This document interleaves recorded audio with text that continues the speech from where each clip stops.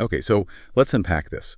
Today, we are diving deep into a singular, really intense personal narrative. It's one that reveals the stunning complexity and, frankly, the extreme cost of an immediate voluntary combat response during a national crisis. And this isn't just a story about a single day of fighting. It's a really detailed look at what happens after that initial survival response, when the focus shifts from confronting an enemy to confronting your own nation's legal system. Exactly. And what we've compiled for you is the detailed, and I have to say, harrowing testimony of one man, Saar Ofir. He's often referred to as Sher in the source material. He's an IDF responder and critical, a senior Megan David Adam medic. His account meticulously details his spontaneous, completely unauthorized combat actions on October 7th, 2020. And then, and this is really the core of our dive today, the truly relentless, almost unprecedented pattern of legal investigations he claimed. It really serves as a disturbing case study in how institutional mechanisms can respond to unexpected civilian heroism. So our mission for this deep dive is pretty clear. We need to follow Sher's timeline precisely, from the absolute chaos of his improvised combat response all the way to the sterile environment of an interrogation. We have to analyze the cumulative psychological and legal toll of these continuous high-stakes investigations. Our goal is to understand not just the sequence of events, but the severe impact this year-long scrutiny has had on his life and his mental stability. And the initial hook here, the central paradox that defines his entire narrative, is found.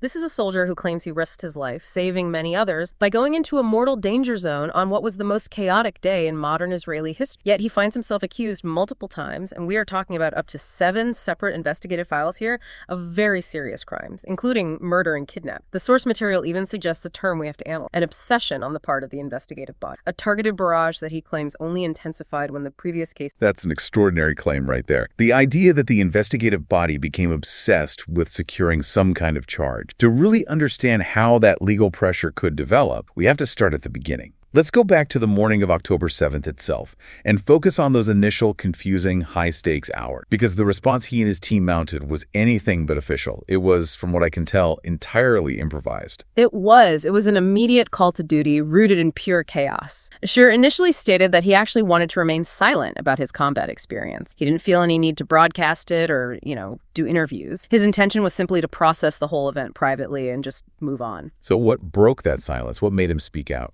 He claims it was the institutional pressure, specifically the launch of the murder investigation against him. That's what forced him to speak out. He uses a very evocative, a strong military phrase for this. He says it forced him to open the pin on all the things he knew. Opening the pin. That's incredibly loaded phrasing. It is. It implies that he had stored away or, suppressed all the traumatic details of that day, the knowledge, the video evidence, the specific actions, and that the only thing that compelled him to release this information, to essentially deploy it, was the fact that he was being legally attacked by his own government. It speaks to a deep, stored reserve of combat knowledge suddenly being deployed as a legal defense weapon. Okay, let's trace his immediate response then. What was the very first step he took that morning? He describes his first action as contacting Terran, whom he considered the leader of their group. The initial thought process was rapid, it was focused, they knew something was wrong, and they needed to coordinate their next move. And this reveals a really critical piece of context, doesn't it? Their initial assessment of the situation shows how fundamentally localized and limited they thought the threat was, even among experienced responders like them. Absolutely. Sher initially assumed it was perhaps a relatively isolated security incident, maybe heavy incoming rocket fire, some casualties. He thought it would require a medical patrol response, which, as a senior Megan David Adam medic, was his immediate area of expertise. He assumed his role would be limited to, triage and extraction. This expectation just highlights the vast gulf between what they anticipated and the reality they were about to encounter. The situation rapidly escalated way beyond a medical incident. They arrived near the Yad Mordecai junction, and that's where the reality of the invasion really began to sink in. Right. They observed Yamam fighters, that's the specialized counterterrorism unit of the Israeli police, already engaged in active clashes. This wasn't a bomb site, this was a war zone. And that observation just changed everything for them, didn't it? It changed their mission profile instantaneously, without any order from above. It did. Their instinctive reaction was to immediately load their personal weapon. The source translates the phrase as "drock the weapon," preparing them for immediate combat. This shift from potential medical aid to active armed combat was entirely self-initiated, completely improvised, and totally outside of any standard protocol for a medic. And then they received actionable intelligence, something that validated their decision to enter the fight as Well, fighters, not just medics. Yes, an intelligence officer on the scene confirmed that they were facing a highly mobile, coordinated assault. He described terrorists moving around on motorcycles, dirt bikes, and various stolen tenders. And this is where the timeline becomes so crucial. It was still very early, right? Around 7:50 a.m.? That's right, around 7:50 a.m. when they received a request to mobilize their specific capabilities. Yeah. The officer on the ground recognized their readiness, their equipment. He essentially told them, if you are truly a quality force with relatively extensive equipment, we need you right now. They were directed towards Standard Junk to assist in an outflanker. I think we need to pause on that request for a second. They were asked to mobilize their own quality force. Why were private individuals being asked to execute outflanking maneuvers less than an hour into the attack? It speaks volumes about the institutional vacuum, the failure of immediate command and control. Scheer emphasized contact. No one, not the specialized Yamam unit, not anyone in the broader command structure, initially understood the sheer scale of the invasion. They believed it was a localized infiltration. So the military was relying on any armed, capable citizen who showed up, and that included Scheer and his team. They were filling a tactical gap that the established defense apparatus had not yet managed to address. And his level of personal preparedness for this spontaneous mission is just. It's truly remarkable. It speaks to an expectation of extreme danger. The narrator mentions he was carrying specific gear, including a staggering 17 magazines for his Glock 17 pistol. Just want to emphasize that detail. 17 magazines for a pistol. That's not light carry for a medic. It's not just preparedness. It's a commitment to sustained conflict. It means he was expecting to be in a long, high-volume fight. If you carry that much ammunition, you are preparing for a scenario where you are isolated, outnumbered, and possibly involved in multiple engagements. It really underscores that these individuals were mentally prepared for the absolute worst, which makes the subsequent attacks on their character and their professionalism even more difficult to reconcile. He arrived ready to fight for hours, believing he was responding to what quickly became an existential threat. So Scheer and his team enter this chaotic, improvised war zone, ready to fight, ready to save lives. And the source material claims they did precisely that. Yeah. But now we move to the next phase. This is where the heroism narrative completely flips, and the system, instead of rewarding them, focuses its entire weight on them. That transition is just so stark. This is where the protagonist's view of his situation takes on that legal and overtly political framing. He uses that term we mentioned, referring to himself as a political victim of force. He claims he never expected to rise up within Israel. He sees the scrutiny not as a simple investigation, but as an agenda-driven assault. And the central initial grievance, the thing that forced him to fully publicize his entire combat history, was the accusation of murder. Instead of being thanked, he claims he and his team saved many lives in those crucial first hours. He was accused of murdering a Nukhba terror. He describes this case as bizarre, an immediate indicator of institutional over. And he notes that the file, the one relating to the murder charge, was eventually closed due to lack of evidence. But here's the critical timing. It was closed relatively quickly, less than a month after being opened. That speed confirms the initial weakness of the evidence, yet the fact that the state decided to level a murder charge in the first place against a responder in active combat is the core source of his anger, the starting point of alleged obsession. But the harassment, as he described, didn't stop once the murder file was closed. Far from it. He notes that shortly afterward, the police launched a second, entirely separate investigation. This time, it was led by the Police Investigations Department, which is known by its Hebrew acronym MAHASH. And the claim was what he calls a super absurd claim, theft and possession of weapons. Right. And let's define MAHASH quickly for you. This department, MAHASH, is the unit responsible for investigating alleged misconduct by police officers or by individuals operating under police authority. The fact that the specific internal oversight body was deployed against a volunteer IDF responder and medic is significant. It signals that the investigation was being treated as an internal disciplinary matter, focusing on his legal standing and preparation rather than his combat action. And the absurdity, in Scheer's view, comes down to just fundamental logic. Why would he steal or illegally possess weapons when he had already demonstrated that all his weapons were legally licensed? He says, I have everything legally. Why would I need to steal? The investigation essentially undermined its own premise from the very start, suggesting a search for any technical violation they could find. And the search of his home really underscores the humiliation he claims was inherent in this process. He describes it as very, very humiliating, overturning the entire house in front of his family. Yet the outcome of that aggressive search confirmed his initial statement. All weapons found were legal and licensed. Critically, no charges were filed regarding the weapons themselves. And this led to the now familiar pattern, detention for interrogation, followed by release same day. That pattern, rapid arrest, humiliating search, hours interrogation, and then same-day release becomes the defining characteristic of this prolonged legal torment. And the pattern was repeated, linking that first Mahash investigation to a subsequent one by the Masubim Police Department. Yes, and this is where the narrative introduces a really bizarre twist. The Masubim investigation was reportedly linked to a known fraudster named Ro Farrak. This guy was notorious for impersonating soldiers and stealing weapons. And Scherer claims that the investigative bodies allegedly tried to pin these entirely unrelated fraud and theft crimes on him. And this is an incredible suggestion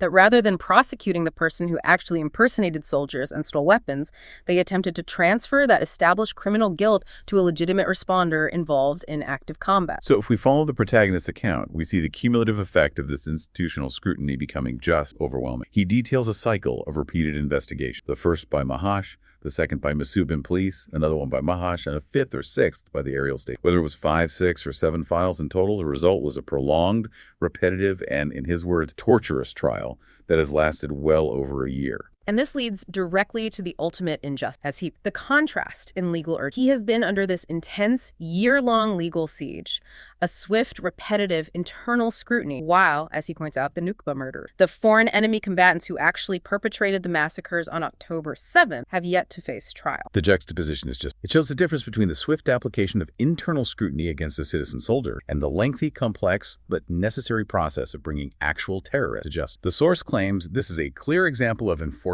select. The system is consuming resources by aggressively focusing on individuals whose cases repeatedly collapse, rather than prioritizing the external threat. If you look at this clinically, what stands out is the tremendous expenditure of state resources, police time, Mahash time, court time, appeal time, all dedicated to pursuing an individual based on claims that were repeatedly dismissed by the judicial cell. It's a resource allocation that appears skewed by some kind of political or institutional imperative. Let's drill down now into the climax of this legal crisis, the Nukhba murder case. This was the turning point that forced him to go public with his entire story because the charge itself was so catastrophic. The emotional response he describes is, it's profound and visceral. He characterized the event as insane and completely absurd, being arrested on suspicion of murdering a terrorist. He admits he initially thought it was a joke or that someone was actively mocking him because the idea was so far divorced from the reality of his actions that day. His immediate internal reaction was one of shock and horror simultaneously.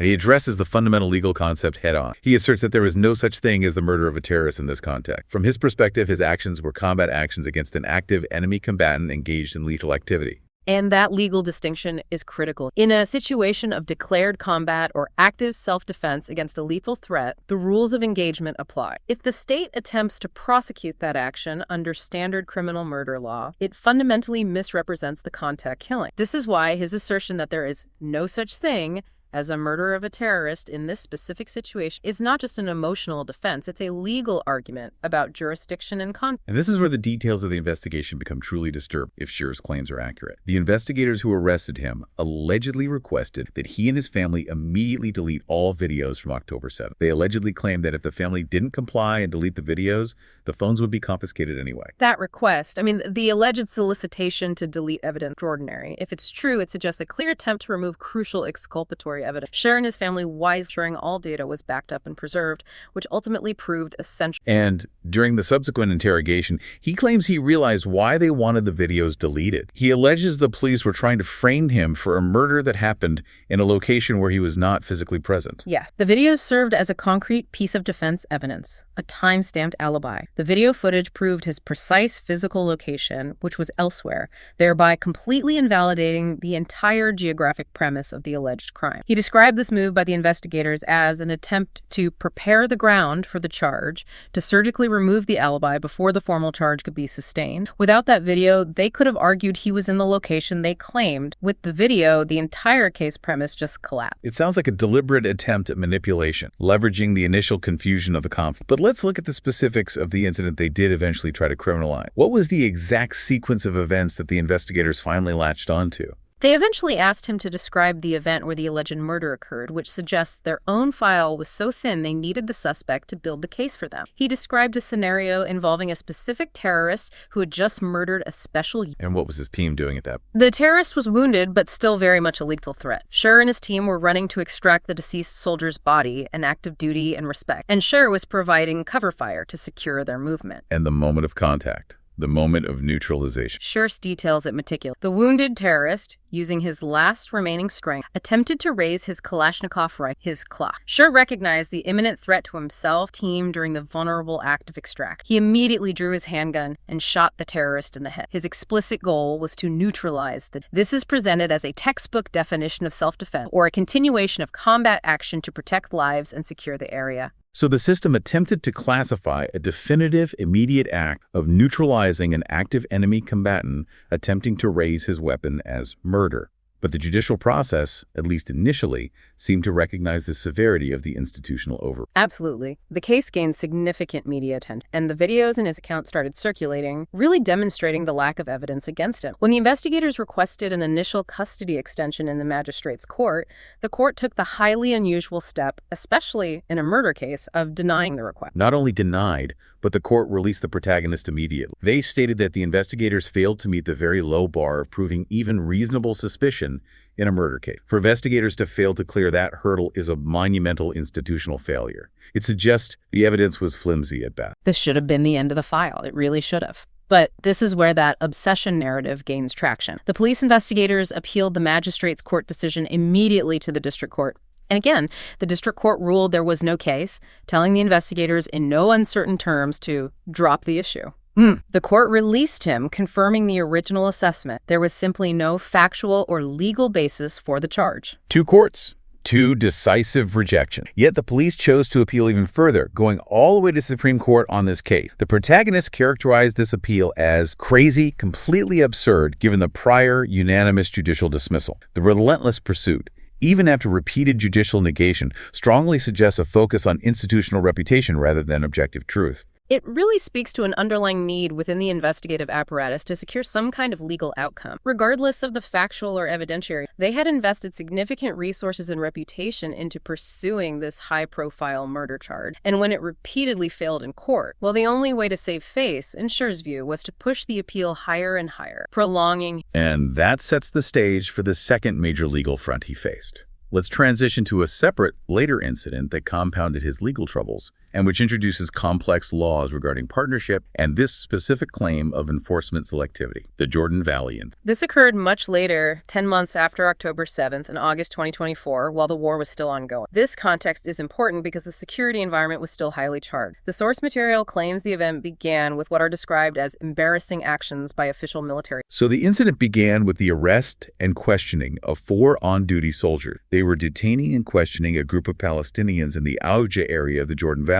During this process, they allegedly discovered clear Hamas affiliation or support on one of the Palestinians' phones, which heightened tension. Right. And the sources detail the subsequent alleged actions by those initial soldiers. They detained the Palestinian, handcuffed him, and blindfolded him. According to witnesses, the detained Palestinian and his friends, he was then severely beaten by subsequently abandoned him in that state in an isolated area. And this is where Schur gets involved. He and his friend Tiran, along with a third person, a border police member mentioned in the indictment, arrived in the general area, and they ultimately found themselves alone with the detained Palestinian who was still handcuffed and blindfolded. This is where the defense argument completely hinges. The source claims that Schur recognized the detainee had been left alone, dangerous, isolated, dark. Schur claims he took moved him across the heavily trafficked, safe area to a place where he could potentially receive necessary help. Despite this action being described as an act of relocation for safety and aid, the protagonist was charged with a litany of serious offenses: assault, battery, kidnapping, severe injury. And the key mechanism for these charges was the application of laws of partnership. Right, we need to unpack the laws of partnership for you. This legal concept, sometimes referred to joint enterprise, means that an individual can be held liable for crimes committed by others if they participated in the overall operation or were present,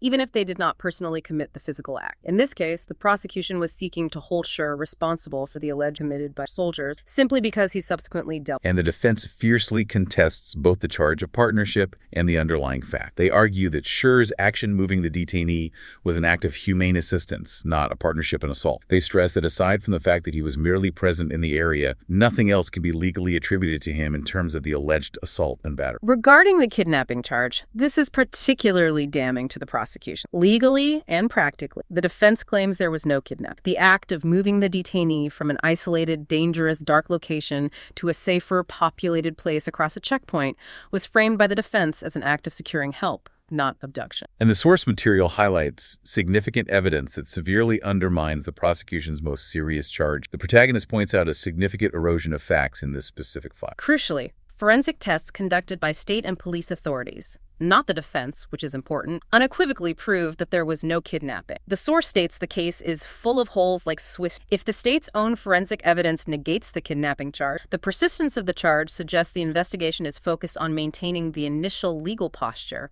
rather than following the fact. And despite the forensic evidence, Scheer maintains his personal innocence regarding the assault with absolute clarity. I did not attack this person. I did not touch him. He states this regardless of the charges leveled under the partnership. Now, we have to address the final aspect of this incident that raises profound questions about selective enforcement, the use of the detainee. And Scheer expressed deep concern that the Palestinian detainee, who allegedly supports Hamas based on the initial soldier's phone discovery, was brought in to testify against him. And what was the significance of the detainee's status and all? Well, Scheer points out that this individual was not currently under arrest or being investigated by the Shin Bet, the internal security. Yet this individual, an alleged Hamas supporter detained for suspicion of affiliation, was given a platform by the state prosecution to testify as a key witness against an IDF responder involved in October 7th combat. That specific choice by the prosecution, prioritizing the testimony of an alleged enemy sympathizer over the claims of a highly decorated responder in active combat, that feeds directly into the protagonist's sense of being a political victim, caught in a system that has fundamentally lost its sense of strategic priority. And if we connect this back to the broader picture of enforcement selectivity, it appears the legal filing prioritized prosecuting the perceived internal excesses of military force, even when forensic facts negated the most serious charge. It potentially overlooks the profound security and ethical implications of relying on such a witness in a time of war. It creates a perverse incentive structure where the soldier is scrutinized more aggressively than the individual for possible. So we've traced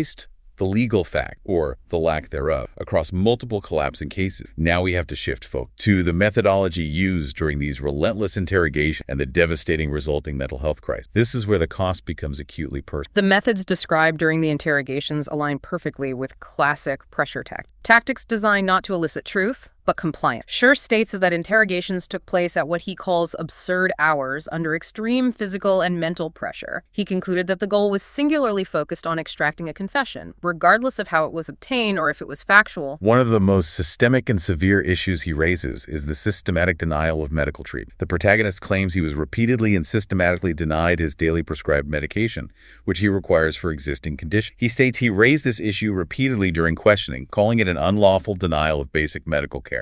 This denial, he argues, is one of the most severe forms of physical and mental pressure that can be applied in an interrogation. The intention, he theorized, was to weaken his resolve to the point where people might confess to bizarre things they never did just to regain their basic rights and access to necessary medication. He emphasized the illegality, stating explicitly, it is not legal at all to withhold medication. And yet, he claimed, it was done systematically in every single interrogation faced. And beyond the physical pressure of medical denial, the source details intense psychological manipulation tactics used by the investigator. For example, they tried to sow profound distrust and paranoia by claiming his friends would incriminate him. While he dismissed this because he knew his friends were innocent, it was a calculated attempt to isolate him and break his loyalty structure. They also utilized emotional manipulation designed to weaponize his own trauma. They repeatedly questioned his specific actions on October 7th while he was under fire, leveraging the trauma of combat. The intent was to make him doubt if his life-saving, split-second decisions were not okay in the eyes of the law. This emotional attack on his wartime decisions, forcing him to relitigate moments of mortal danger under extreme duress, is incredibly damaging to self-worth and psychological stability. And he details instances where overt promises and threats were made to secure cooperation. He recounts an instance where he was taken out of the recorded interrogation room for about 20 minutes and explicitly promised certain outcomes or benefits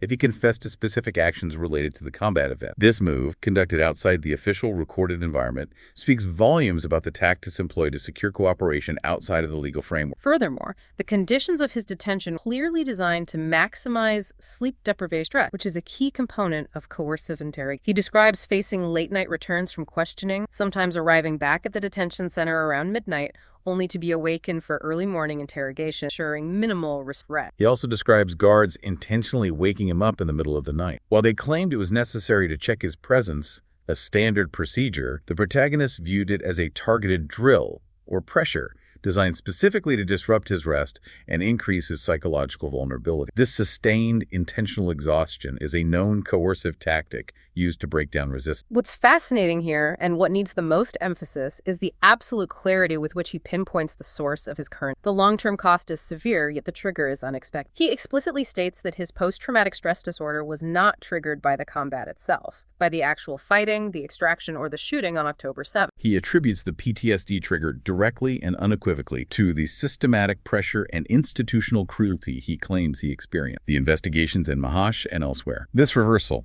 where the mechanism of justice meant to uphold order and provide protection becomes the source of profound psychological chaos, is perhaps the most compelling and tragic aspect of his entire account. We are seeing a switch from acute combat trauma, a single, intense external threat, to chronic institutional trauma. The combat environment, while lethal, followed a clear logic. Enemy versus soldier. The investigation, however, felt like a betrayal, a psychological ambush where the rules were constantly shifting and his integrity was repeatedly attacked. That perceived institutional betrayal is a well-documented cause of severe chronic. And the functional cost of this chronic trauma is evident in his daily life. The trauma severely affects his sleep, his eating, his overall daily routine. He says it influences sleep, food, the daily routine. He currently has no fixed daily routine because he does not sleep well, and this lack of structure is a direct result of the psychological damage inflicted by these relentless investigations. And to manage this, the source indicates he is currently taking psychiatric medication and attends psychological therapy 3 times a week. He feels he and his friends have been experiencing trauma up to the present day due to the unrelenting nature of the scrutiny, a trauma sustained not by the external enemy, but by the legal apparatus of country. And this continuous trauma is just amplified by the extreme restrictions of his house arrest. Following his release, he remains under severe constraints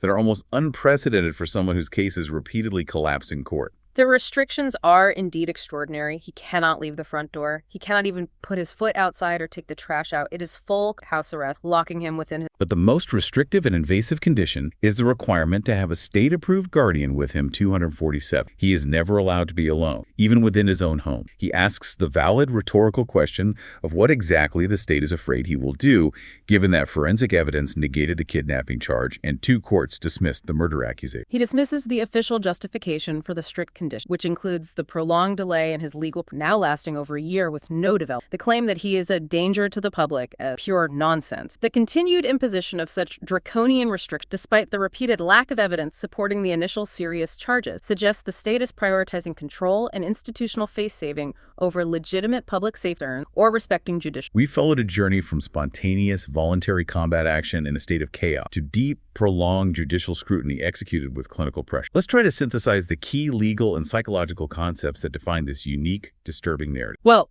the narrative highlights several critical and disturbing flaws in the systemic response. We see the danger of relying on highly subjective testimony in cases involving combat, especially when exculpatory evidence is allegedly suppressed or requested to be deleted. We see the profound legal and moral danger of enforcement selectivity, where the state appears to spend its finite resources disproportionately pursuing citizen soldiers over enemy combatants. And finally, the systematic use of psychological pressure during investigation, specifically the claimed unlawful denial of medication, which raises serious human rights concerns. And despite this massive institutional pressure, Scher acknowledges an equally powerful counter for the enormous support he received from the public. He describes the aid as endless, mentioning financial help, constant visitors, and even practical gestures like protective phone cases being sent to him, recognizing the importance of preserving that digital evidence. This public backing is a vital counter-narrative to the institutional scrutiny. It shows a clear division between the state apparatus, specifically the investigative body, and the overwhelming public sentiment regarding the actions of those who responded spontaneously and bravely in a time of national crisis. The public recognized the heroism that the investigators allegedly sought to criminalize. Looking forward, the protagonist states he will continue to follow the legal path according to the law and maintains that those who need to pay will pay. He clearly intends to pursue accountability against those in the system who he believes prosecuted him maliciously. However, he acknowledges that the question of when he will return to a normative life, a life not dictated by interrogations, guardians, and house arrest, is complex and not entirely dependent. It remains an open-ended question tied entirely to the slow churn of the ongoing legal process. And this brings us to the final provocative thought based on the source material, which links the 2 major themes we've explored: the evidence failures, and the ongoing persecution. The protagonist explicitly suggests that the investigators' obsession was fueled by the fact that the repeated cases, up to 7 in number, kept collapsing, causing them significant professional and reputational damage. The investigative body, in his view, felt they had a desperate need to secure some conviction or sustained charge to save face, justifying the massive expenditure of time and resources. So we have to ask ourselves, as a society, how the need for institutional accountability and due process can be balanced with the simultaneous need to protect the mental stability, the reputation, and the freedom of those who responded to a national crisis. The evidence here suggests the trauma was sustained not in the heat of battle, but in the sterile, repetitive environment of the legal mechanism that followed. If the system punishes the spontaneous act of heroism through a relentless pursuit of collapsing cases, what signal does that send to the next generation of potential citizen responders? The system's desperate need, perhaps, that tension have to resolve.